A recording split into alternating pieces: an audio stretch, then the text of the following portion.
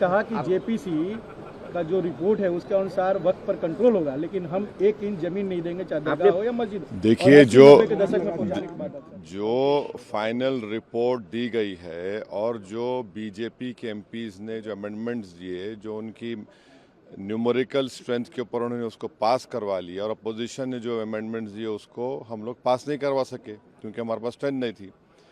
सच्चाई ये है कि पहले तो आप ये जानिए कि वक्फ बोर्ड जो है वो मुसलमानों के उन प्रॉपर्टीज़ के लिए है जिसको हमारे बुज़ुर्गों ने दान दिया था, अपनी प्रॉपर्टी को दान दिया अल्लाह के नाम पर।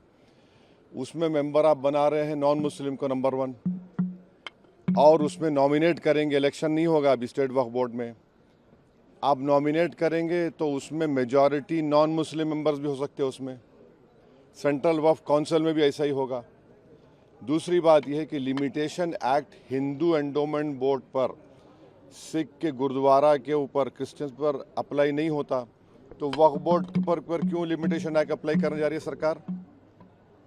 तीसरा यह है कि कलेक्टर या उसके अबाव ऑफिसर्स को कोई पावर ही नहीं है, आप उनको पावर देकर एग्जीक्यूटिव कंट्रोल करना चाह रहे हैं।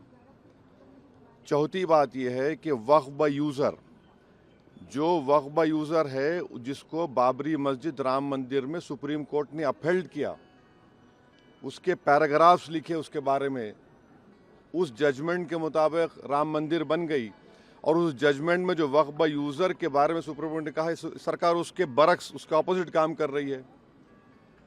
ऐसे कई अमेंडमेंट जो सरकार पेश की और फिर इस JWC में उसको बीजेपी के और उनके अलाइज ने पास किया, उससे वक्फ बोर्ड ख़त्म होकर रह जाएगा। ऑन पैरिटी, जब हिंदू एंडोमेंट बोर्ड्स में नॉन हिंदू नहीं बन सकता तो नॉन मुस्लिम कैसे बनेगा? यहाँ पर सिर्फ गुरुद्वारा प्रबंधक कमेटी में सिख ही बन सकता है, आप यहाँ पर क्यों बनाना चाह रहे? और एंक्रोचर्स को आप रिवॉर्ड कर रहे हैं लिमिटेशन एक्ट अप्लाई करके। ट्राइब्यूनल में आप क्या करने जा रहे हैं? तो ये तमाम चीज़ें, उससे एक ही मकसद है कि जितनी वक्फ प्रॉपर्टीज़ है सरकार उसको छीनना चाह रही है, जिसमें मस्जिद भी है, दरगाह भी है, खानखा भी है, कब्रस्तान भी है। अब ये एक अमेंडमेंट जो इन्होंने अपनी स्ट्रेंथ पर पास करवा लिया, इस फाइनल रिपोर्ट में आप देखिए क्या कहते हैं, वक्फ बाय यूज़र में अगर वो डिस्प्यूटेड प्रॉपर्टी होगी या गवर्नमेंट प्रॉपर्टी होगी तो वक्फ बाय यूज़र नहीं होगा। मैं आपको एक एग्जांपल दे रहा हूँ, सच्चर कमेटी जाकर पढ़िए, जिसमें सच्चर कमेटी ने कहा कि दिल्ली में 123 ऐसे प्रॉपर्टीज है जो सरकार के कब्जे में है। ने कहा वक्फ प्रॉपर्टी है सरकार के कब्जे में, उसकी 2008 में लागत 3000 करोड़ बताई गई।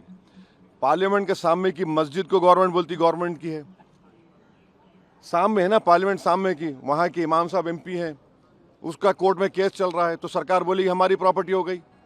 कैसे होगा बताइए आप? ये ऐसे कई एग्जाम्पल्स दे रहे हैं। आप इवैक्यू प्रॉपर्टी ख़त्म कर रहे हैं, इवैक्यू प्रॉपर्टी अलग है, इवैक्यू बाय वक्फ अलग है। पंजाब में हज़ारों एकड़ इवैक्यू प्रॉपर्टी जिससे रेवेन्यू आता है उसको ख़त्म कर रहे हैं आप, तो उससे फ़ायदा किसको हो रहा है? सिर्फ नफ़रत की बुनियाद पर मुसलमानों की प्रॉपर्टीज़ को वक्फ की प्रॉपर्टीज़ छीनने के लिए। और एक बात समझिए, ये वक्फ की जो प्रॉपर्टीज़ है वो हमारे लिए एक वर्शिप है। नमाज हम पढ़ते हैं मगर ये भी हमारा एक वर्शिप है, उसको हमको उससे महरूम करना चाह रहे, ये हम इस कह रहे हैं। तो इनका मंशा और मकसद तो वही एक ही है ना, वक्फ प्रॉपर्टीज बचाना नहीं है, छीनना है। सर वो कह रहे हैं कि मुसलमानों का भड़का रहे हैं और आप अकेले जगदम्बिका पाल जी ने कहा है कि जो चर्चा हुई उसमें आपने हिस्सा लिया, सभी लोगों तो ने हिस्सा लिया। तो क्या चर्चा?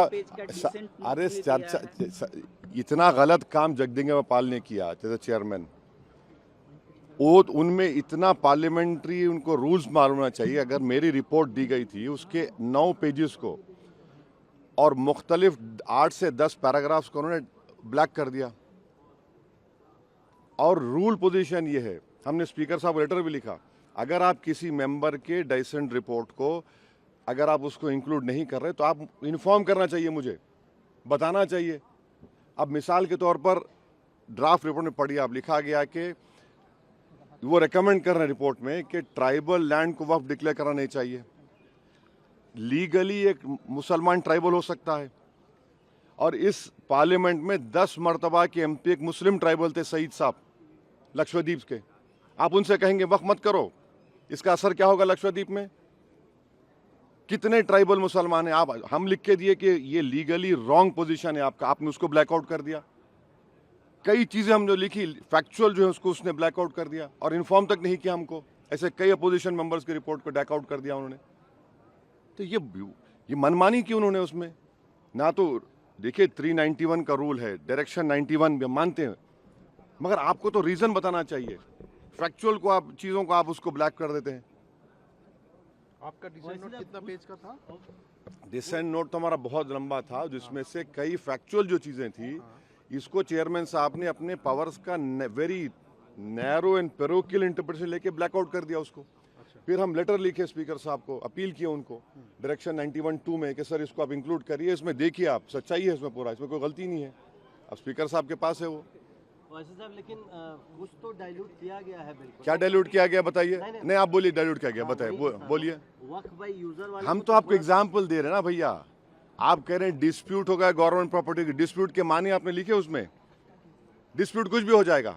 अच्छा, और एक उसमें बिल में क्या है कि आप वक्फ के मुतवल्ली हैं, मैं जाकर कलेक्टर को बोलता हूं कि भाई ये इनकी प्रॉपर्टी वक्फ की नहीं है, और कलेक्टर जब इंक्वायरी ऑर्डर कर देगा तो जब तक वो वक्फ की प्रॉपर्टी नहीं रहेगी ना उसमें टाइम पीरियड है। अब कलेक्टर इंक्वायरी ले गया, मेरी वक्फ प्रॉपर्टी खत्म हो गई, इंक्वायरी का टाइम लिमिट नहीं है। और कलेक्टर कौन होता है? कलेक्टर गवर्नमेंट अपॉइंट करती नहीं करती, तो ये सेपरेशन ऑफ पावर्स का वायलेशन भी है। कहां से होगा बताइए? यही तो हम बता रहे हैं भाई, ऑन पैरिटी आप इसको क्यों देखिए ना, हिंदू एंडोमेंट बोर्ड्स में, सिखों के गुरुद्वारा में, क्रिश्चियंस में, ये सब चीजें हैं क्या? आप वहां करने वाले हैं क्या? अच्छा, वक्फ फंड आता था 7%, उसको आपने कम कर दिया 5%, और अमेंडमेंट क्या किया, what ever the number government sacrifice है और कम हो जाएगा। अब कैसे चलेगा वक्फ बोर्ड फिर? इसके बाद भी अगर ये सरकार तो इसके बिल बाद लाने का प्लान करिए, अगर बिल आएगा तो फिर आप लोग क्या करेंगे? बिल आएगा तो हम जो करना है करेंगे, क्या बात है। सर पाल साहब कह रहे हैं और जो एनडीए के अलाइज हैं उनको सोचना चाहिए, हमेशा पॉलिटिकल एनिमो नहीं होता ना। सर आप मुसलमानों को भड़का रहे हैं, ये जगदम्बिका पाल कह रहे हैं क्योंकि आप मेंबर थे जेपीसी के। हाँ। आपने डिसेंट जेपीसी नहीं है वो, ज्वाइंट वर्किंग कमेटी है, उनको इतना तक नहीं मालूम।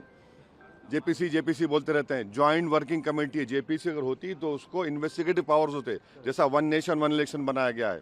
ये ज्वाइंट वर्किंग कमेटी है, बस राग आलाप रहे हैं। जेडब्ल्यूसी है वो तक नहीं मालूम उनको। Okay, thank you.